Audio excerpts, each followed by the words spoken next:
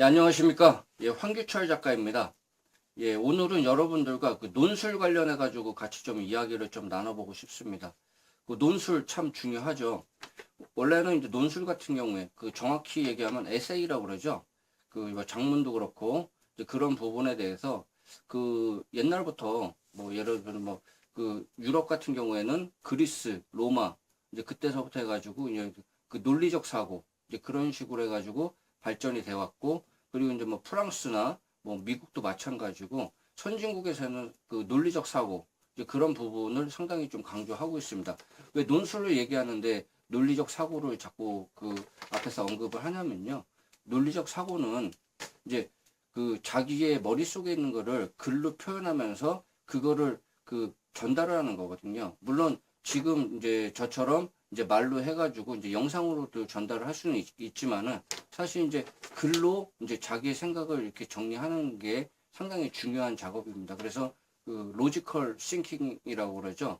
그 논리적 생각, 그리고 이제 그런 부분의 관점에서 좀 생각을 해야 됩니다. 그래서 서구 같은 경우에는 뭐그 대표적으로 뭐 미국, 뭐 프랑스 그런 나라 같은 경우에는 어릴 때부터 그런 이제 논리적인 그 인과관계 A가 B가 되고 B가 C가 되는 그런 인과관계에 대해서 좀 이렇게 계속적으로 훈련을 시키고 교과목에서도 이제 그런 게 자꾸 이제 녹아서 많이 좀 활용이 되고 있고, 그리고 이제 뭐 대학 입학이나 뭐 그런 쪽에서 에세이나 이제 그런 부분이 상당히 그 주요하게 작용을 하고 그 당락에 좀 많이 작용하죠. 실제 뭐 우리나라하고는 많이 좀 비교가 되는 부분인데, 우리나라처럼 이제 좀 지금 많이 좀 이제 그 그런 사고, 그 창의적 사고나 이제 그런 쪽을 많이 이제 그 강조는 하지만은 그 미국이나 이제 그런 나라에 비하면 많이 부족하다. 이제 그런 거를 느끼고, 실제로도 그 지식의 힘이 이제 그런 이제 논술이나 이제 그 논리적 사고 이제 그런 쪽에서 많이 나온다. 이제 그런 부분에 대해서 좀 같이 좀 공유를 하고 싶습니다. 근데 이제 좀 세분화 시켜가지고 그래도 그 뭐 다른 거는 그 둘째 치고라도 그렇다면은 논술 시험을 어떻게 준비를 하고 논술을 어떻게 해야 될까? 이제 그런 부분에 대해서 좀 같이 좀 이야기를 좀 나눠보고 싶습니다. 사실 저도 이제 저희 아이를 키우고 있는데, 이제 그 우리 아이가 그 에세이 이제 앞으로 좀 기회가 되면은 좀 선진국에 가가지고 또 선진 문물을 좀 배웠으면 좋겠어요. 이제 그런 관점에서 이제 에세이나 이제 그런 쪽에 대해서 나중에 제가 좀 그래도 저도 명색이 작가인데 이제 그런 뭐 글쓰기 능력이나 이제 뭐 그런 부분에 대해서 좀 훈련을 시키려고 하고 있습니다. 근데 이제 지금 제일 많이 시키는 게 뭐냐? 독서입니다. 아직 어린데요. 집에 우리 아이 책이 지금 그래도 한 1000권이 넘어요.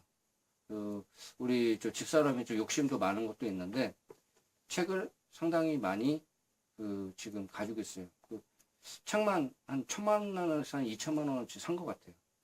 그 학부모들 중에서 그래도 상위 한 10% 안에 주는 그 열성 부모가 아닌가 좀 그런 생각도 들 정도로 책을 좀 많이 샀어요. 거의 뭐 학습지 하는 뭐 그런 거 중에서 거의 다 샀어요.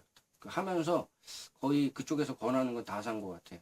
이제 그 정도인데, 사실 그거를 뭐 몇천만 원이 뭐 아까울 수도 있죠. 근데 그게 이제 조금씩 그 한 번에 산 게 아니고요. 조금씩 조금씩 필요할 때 이제 막 사고 앞으로 필요한 것도 사고 사실 그랬는데, 그 뭐 책을 사라는 게 말씀을 드리는 건 아니고요. 그 독서를 배경 지식으로 해가지고 독서를 많이 해야 된다. 이론적 배경이 이제 그런 쪽에서 나온다. 그리고 이제 자기가 그 암만큼 그게 쓸 수 있거든요. 풀어낼 수가 있거든요. 예를 들어가지고 어떤 아이는 그 뭐 장강홍련전을 읽었고 금도끼 은도끼를 읽었고 뭐 책을 뭐 기타 여러 가지 한 3권을 읽었다고 쳐요. 근데 어떤 친구는 뭐 여러 가지 해가지고 뭐 과학서부터 해가지고 사회과학서부터 해가지고 자연 관련해가지고 기타 여러 가지 책 이제 그런 책을 300권을 읽었다고 쳐요. 그러면은 배경 지식이 10가지 독서를 한 친구하고 300권의 독서를 한 친구하고는 머릿속에 배경 지식하고 상상하는 그런 이론적 배경이 틀리지 않습니까? 그렇기 때문에 독서는 틈틈이 해줘야 된다. 그 논리에 어떻게 보면은 그 논술의 가장 주안점이 되는 게 배경 지식이에요. 글감이 있어야 되지 않습니까? 그런 게 이제 여러 가지로 이제 혼합이 돼서 이제 뭐 사회과학, 자연과학, 그리고 뭐 예를 들어 가지고 뭐 전래동화도 그렇고 뭐 기타 여러 가지 이런 게 다 합쳐져 가지고 머릿속에서 이제 다시 체계화 시켜 가지고 자기만의 관점을 만드는 거잖아요. 그리고 이제 그거를 자기만의 관점을 가지고 이제 상대방을 설득을 하는 이제 그런 과정이 어떻게 보면 논술이라는 과정입니다. 그러면은 배경 지식이 없으면은 어떻게 해요? 결국에는 못 한다는 거죠. 자기 머릿속에 배경 지식이 많이 없는데 어떻게 그걸 표현해내겠습니까? 경험도 배경 지식이 될 수 있고, 독서도 배경 지식이 될 수 있고, 뭐 예를 들어 가지고 뭐 신문을 보는 것도 배경 지식이 될 수 있는 겁니다. 그래서 어릴 때부터 계속 누적적으로 그렇게 이제 공부를 해줘야 된다. 근데 그거는 이제 습관적으로 해줘야 된다. 이거는요, 사실 영어, 수학보다요, 국어가 제일 어려워요. 국어가 제일 어렵고요. 특히 이제 논술은 더 어렵고요. 이제 그런 부분에 대해서 생각해야 됩니다. 그래서 하루 이틀에 좀 되는 건 아니다. 이제 그런 부분을 좀 개념을 가지고 접근을 하셔야 됩니다. 그래서 뭐 몇 개월 만에 단기 완성. 물론 그것도 뭐 기술적으로 어떻게 쓰는 거는 가지고 하는데요. 결국 바탕이 되는 거는 이게 독서거든요. 배경 지식. 그래서 이제 도서관에 요즘은 좀 책들이 많고 이제 그러기 때문에 이제 그런 책을 좀 많이 좀 이렇게 빌려서 보든가 이제 그렇게 하시면 좋을 것 같습니다. 프랑스가 도서관이 참 잘 돼 있는 거를 제가 알고 있습니다. 그래서 이제 책도 참 이렇게 잘 이제 소중히 생각하고 이제 그렇게 생각하고요. 이제 그쪽 이제 프랑스에는 이제 과외 문화가 없다고 제가 알고 있습니다. 이제 그렇기 때문에 독서실에서 그런 문화, 독서실에서 다양한 이제 뭐 프로그램이 있고 이제 거기에서 이제 생활하고 이제 그러면서 자연스럽게 이제 교육의 전당이 될 수 있는 이제 그런 문화가 발달했다고 합니다. 그래서 우리나라도 보면은 도서관이 제가 이제 한 20년 전보다 비교했을 때 상당히 좀 많이 좀 활성화가 되고 거점별로 해가지고 도서관이 많아요. 그런데 그런 거를 좀 잘 활용해가지고 공부를 했으면 좋겠다. 이제 그런 말씀을 좀 드리고 싶고요. 그래서 우리 아이 같은 경우에는 참 감사하게도 독서하는 습관이 좀 잘 돼가지고 스스로 공부해요. 공부하고 그리고 물어보고 이제 저한테 또 알려주고 제가 또 모르는 것도 막 알려주고 요즘 막 그러더라고요. 그래서 참 기특하다. 저게 이제 습관이 앞으로 이제 10년, 20년 계속 가지고 가면 참 대성하겠다. 이제 그런 생각이 좀 듭니다. 그래서 이제 독서. 그리고 안타까운 게 우리나라 독서량이요. 상당히 적어요. 진짜 적어요. 중국하고 뭐 일본 뭐 비교하면요. 진짜로 책 정말 안 읽고 그런데 그게 좀 안타깝습니다. 책을 좀 많이 읽으셔야 돼요. 진짜로 읽으셔야 돼요. 그래서 그런 부분에 대해서 좀 이거는 진짜 머릿속에 각인하고 논술을 잘하려면 배경 지식으로 독서를 많이 해야 된다. 그런 부분에 대해서 이제 확실하게 각인을 하고 있어야 됩니다. 그리고 이제 두 번째는 이제 논술을 쓰는 거잖아요. 근데 제일 중요한 것 중에 하나가 글자를 또박또박 쓰셔야 됩니다. 그리고 띄어쓰기 정확하게 지키시고 제가 뭐라고 그랬죠? 글자는 또박또박 그리고 이제 띄어쓰기는 어떻게 해요? 잘 지켜주시고 사실 근데 이것도 이제 처음에 이제 제가 그런 얘기를 했어요. 이제 독서를 많이 하면 근데 독서 많이 하면요 이제 띄어쓰기 막 그런 거는 이제 자연스럽게 보이고요. 이제 그렇기 때문에 이제 그렇게 하시고 이제 그 부분에 대해서 이제 글자를요 논술을 이제 뭐 예를 들어 가지고 평가를 하지 않습니까? 근데 자기는 이제 자기 생각을 잘 적었는데 글자가 악필이에요. 글자가 악필이면 어떻게 해요? 상대방이 그걸 못 알아보거든요. 그렇기 때문에 글자를 잘 쓰는 연습을 해야 됩니다. 뭐 잘 쓴다는 게 뭐 이렇게 상대방이 잘 이해할 수 있게 글자를 알아볼 수 있게 막 휘갈겨서 막 쓰고 뭐 니을을 썼는데 막 이렇게 쓰고 뭐 니은인지 기역인지 잘 모르겠고 뭐 이렇게 잘 모르고 상대방이요 그거를 판단할 수 있는 근거가 없거든요. 그렇기 때문에 글자를 항상 또박또박 쓰고 이제 띄어쓰기 잘하면요 이게 분명히 자기의 표현하는 그런 성적에 긍정적으로 반응을 할 수밖에 없어요. 그렇기 때문에 그런 부분에 대해서 신경을 써야 됩니다. 그래서 이제 항상 글자를 또박또박 쓰는 연습, 이제 그런 거 좀 바르게 쓰는 연습, 띄어쓰기 잘하는 연습, 이제 그런 거를 좀 잘 좀 해줬으면 좋겠고요. 그리고 이제 논술을 쓸 때는 이제 기승전결이라고 그러죠. 그런 거를 어느 정도 이렇게 다 이렇게 해놔야 돼요. 근데 그렇게 해놔야지 이제 그런 부분에 대해서 이제 A는 어떻게 쓰고 이제 B가 어떻게 되고 C가 어떻게 되고 결론이 어떻게 된다.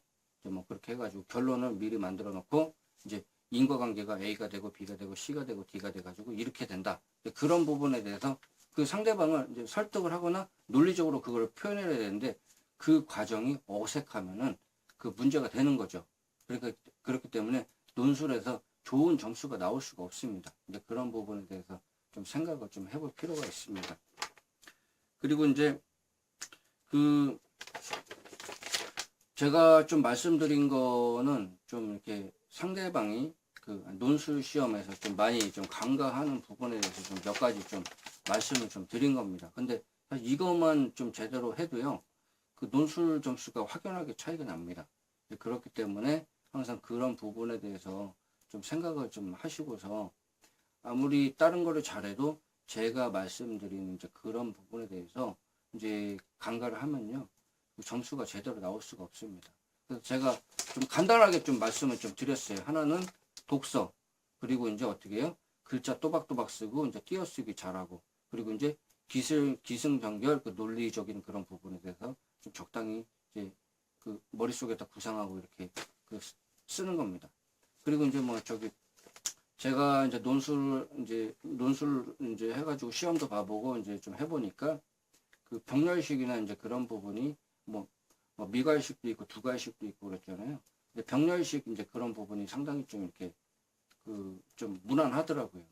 첫째, 둘째, 셋째, 넷째 이제 뭐 그런 식으로 해가지고 그렇게 사례를 들으면서 이렇게 논술을 이제 시험도 보고 이제 그렇게 하니까 상당히 좀 효과가 좋더라고요. 그래서 이제 그런 부분 좀 생각을 해보고 이제 글씨 뭐 잘 쓰는 거 뭐 그런 거 그 소소한 부분이고 일단은 그 논술을 한다는 것 자체가 논리적인 생각을 자기 자신이 이제 머릿속에 있는 걸 논리적인 생각을 해가지고 글로 표현하는 거다.